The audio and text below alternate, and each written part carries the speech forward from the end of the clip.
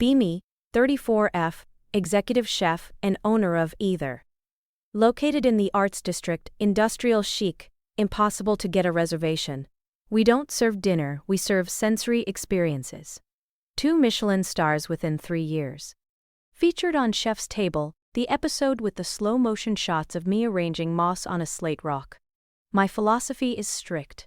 Hyperlocal, zero waste, deconstructed, intellectual. If the customer understands what they're eating without an explanation, I failed. My life is a series of precise measurements and temperature controls. Penthouse loft, brutalist, concrete walls, one single orchid I haven't killed yet. Dating was a distraction I cut out of the menu years ago. Men in this industry are either shouting Gordon Ramsay wannabes or hipster mixologists with mustache wax and commitment issues. Men outside the industry don't get the hours. They don't understand that I can't do brunch because I'm prepping fermentation jars for the next quarter. I was content being the ice queen of the culinary scene, feared, respected, alone at the top. Then I met Marcus, 39M, owns a heritage butcher shop called The Cleaver.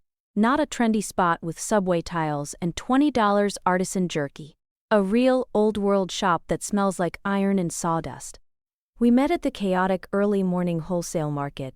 I was screaming at a truffle vendor for trying to sell me subpar fungus. Marcus stepped in, didn't yell, just picked up a truffle, smelled it, looked at the vendor, and shook his head.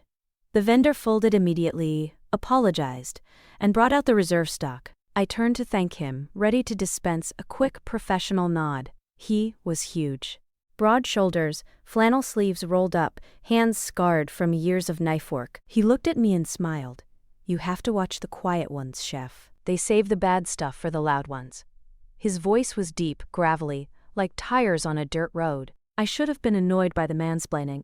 Instead, I felt a shiver that had nothing to do with the walk-in freezer. We started seeing each other. It was the classic opposites attract trope, and I treated it like a guilty pleasure. Like eating a greasy burger after a week of juice cleansing. He was simple. Uncomplicated. He came over to my sterile, perfect loft and looked like a bear in a museum. He fixed my leaky faucet without watching a YouTube tutorial. He listened to me rant about food critics who didn't understand the nuance of my nitrogen-frozen basil foam. He'd just nod, pour me a glass of wine. Cheap stuff he liked, which I tolerated, and say, "Sounds like a headache, babe." He cooked for me sometimes. Simple things. Roast chicken, braised short ribs. No tweezers, no foams, no emulsions. Just heat, meat, and time. I'd eat it and critique it in my head. Skin could be crispier, acid balance is off, presentation is non-existent, but I'd clear the plate, because it felt comforting. Grounding. I told my friends about him. He's my project. I joked over organic biodynamic wine. He's rough around the edges, but the raw material is good. I'm refining his palate. I'm teaching him that food is art, not just fuel. My friends, all high-powered creatives and academics, nodded approvingly. It's good for you to have a connection to the proletariat, one said. Keeps you humble, another laughed. Fast forward 18 months. We're serious. He practically lives at my place. His boots are by the door, scuffing my polished concrete. He brings home cuts of meat that aren't on my supplier list. I tolerate it. I even start to think about the future, a power couple dynamic. The avant-garde visionary and the artisanal craftsman. It works for the brand. Then Culinary Vanguard magazine calls. They want to do a feature on us. The future of food meets the history of meat. A 10-page spread. Photo shoot. Interview and a collaborative dinner event. This is huge. This is the cover. I go into full creative director mode. I plan the menu for the event. It has to be perfect. It has to show how I've elevated him. How my intellect has sharpened his brute force. We're sitting at my marble island, reviewing the concepts. I slide the portfolio across to him. Okay, for the main course, I say, tapping the screen. We're doing a deconstruction of your grandfather's smoked brisket. He looks at the sketch. It's a single cube of sous vide beef, topped with a smoke-infused gel, sitting on a brushstroke of barbecue sauce reduction. Marcus frowns. Babe, that's not brisket. That's a science experiment. I sigh, the familiar teacher tone slipping into my voice. Marcus, it's an interpretation. We're taking the memory of brisket and refining it. We're removing the mess, the heaviness, the grease. We're distilling the essence. He rubs the back of his neck. A gesture I know means he's uncomfortable. But the grease is the point, Elena. The bark, the fat rendering down over 12 hours. That's the soul of it. My grandfather didn't use a water bath. He used a pit. I want to serve the real thing. Maybe sliced nice, on your fancy plates, but the real thing. I put down my stylus. The real thing is rustic, Marcus. It's messy. This is a gala event. We have critics coming from Tokyo and Paris. We can't serve them picnic food. We need to show evolution. We need to show that you've grown past just throwing meat on a fire. He goes quiet. Grown past it? He asks softly. Yes, I say, pressing my advantage. Look at your shop, Marcus. It's charming, sure, but it's stagnant. You're doing the same thing your dad did and his dad did. I'm offering you a chance to modernize, to bring your heritage into the 21st century, to make it intellectual. He stares at the sketch of the meat cube. So you want to erase the process, he says. You want to hide where it comes from. No, I want to curate it. I snap. I want to fix the problematic parts. The health issues, the inconsistency, the primitive nature of it. I'm trying to help you build a legacy that actually matters in this industry. Because right now, you're just a butcher. With me, you could be a culinary artist. The silence stretches. It's not the comfortable silence we used to have. It's heavy. Suffocating. I am just a butcher, he says finally. And I'm proud of that. I feed families. I know my farmers by name.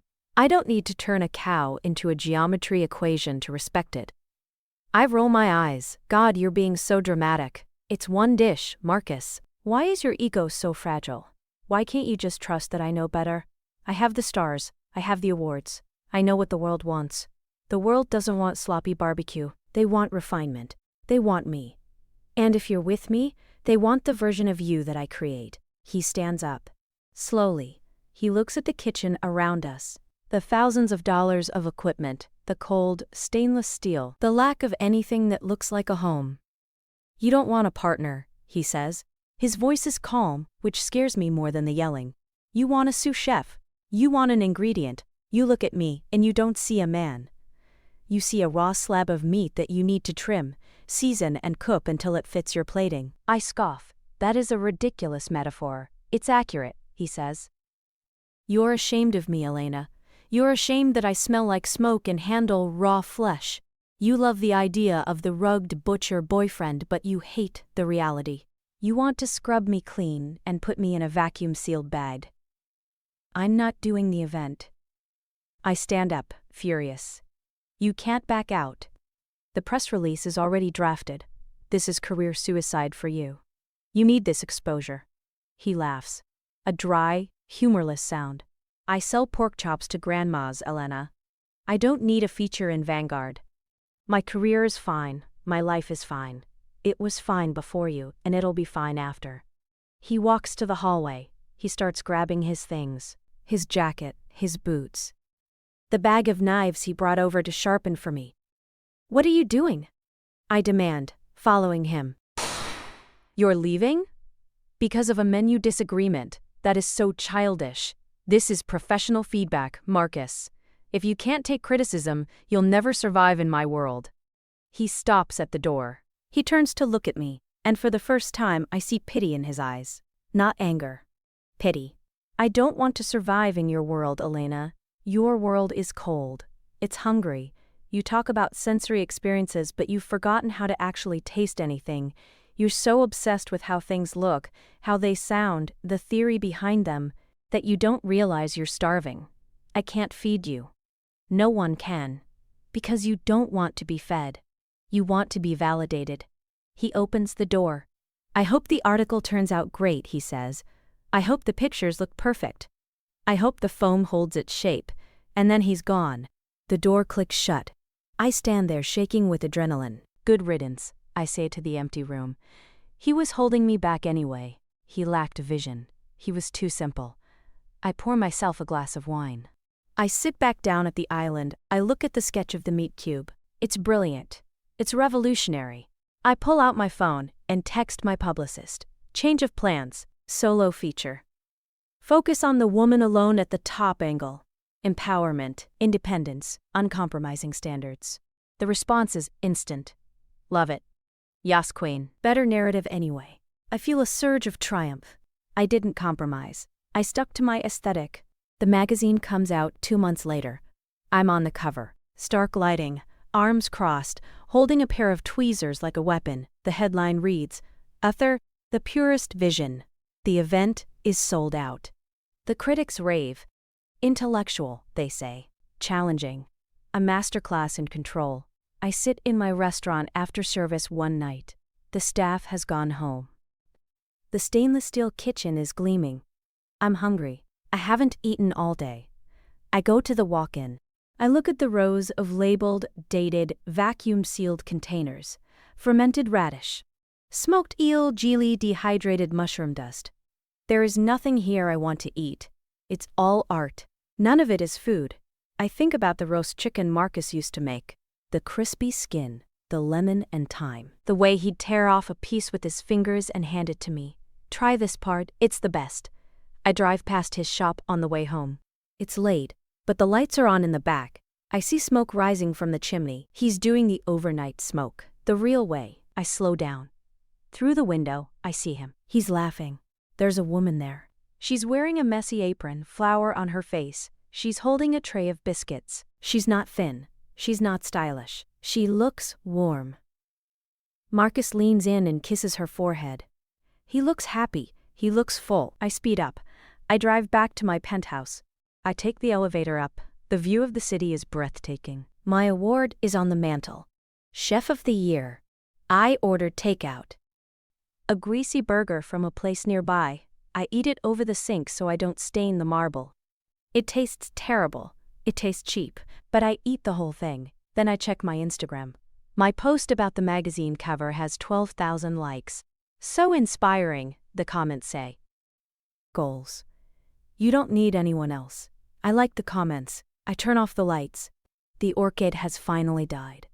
I'm the best chef in the city, and I have never been more hungry.